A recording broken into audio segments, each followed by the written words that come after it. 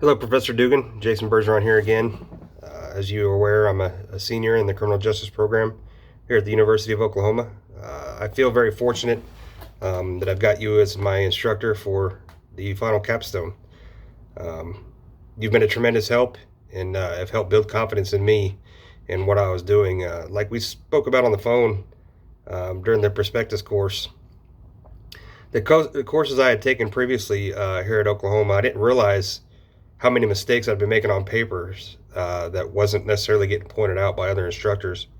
Not that they're doing anything wrong. I kind of wish I would have been able to take this course first just to get my writing at a better level, instead of right before I graduate getting to where I need to be. As you're aware, I'm with the Sheriff's Department in Texas, in Archer County. We're going through big changes right now, so I've been a little busy. It was an election year. Our sheriff's retiring, so we got a new one coming in.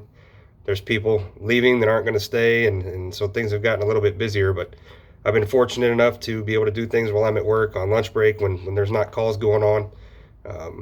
So I've been able to stay up to date and stay caught up on all my coursework. My kids are doing great. If you remember, I've got 6 daughters. They're driving me crazy being home with all this coronavirus, not being able to go out and do a whole lot. But they've been understanding as well. When I have had to buckle down at home and shut the door, they understand that they can't bother me. I've got things I need to do. But again, this course has been quite the challenge. My writing, I never thought it was terrible, but I wasn't very confident in it. And you've pointed out some things that have helped me tremendously. I know I'm very bad about getting stuff done and just kind of firing it off. I'm not real good at proofreading. I go over stuff. I need to treat it more like a report, like I'm conducting an investigation, and this thing's going to the DA for review. And I sometimes don't take that amount of detail in this coursework. I don't know why I do that unless it's something for the DA. I can be better. I'm going to work on that. The bibliographies I still struggle with a little bit. I was using the generator a lot that was given when I first started through the OWL, and I trusted it too much, and it is filled with mistakes. And I know I need to start going line by line myself and just using the guide, and I've started doing that, and it's gotten a lot better. And I appreciate you guide me in that direction. The reason I chose my topic, and you being in law enforcement as well, or prior law enforcement, the call to defund the police, in my opinion, is just misguided.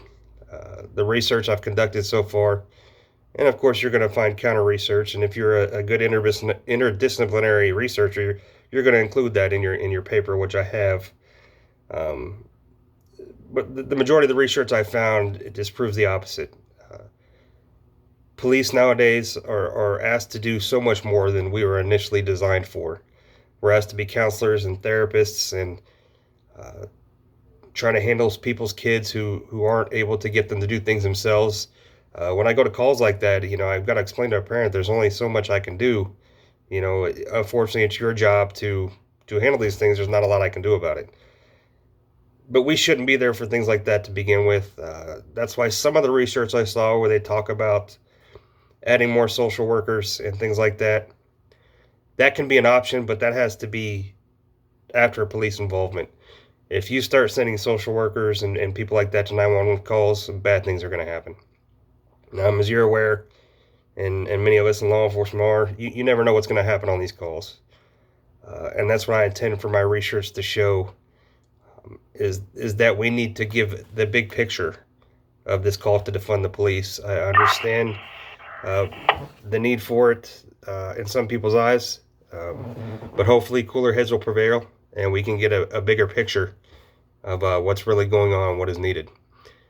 I look forward to the last 16 weeks before graduation. I want to get a solid foundation and hope to pursue a master's degree, like we talked about on the phone, and I want to be able to get in there and be confident that I will be very successful in any program I choose. Again, I look forward to it. Thank you for all your help with the prospectus, and I look forward to a successful fall semester.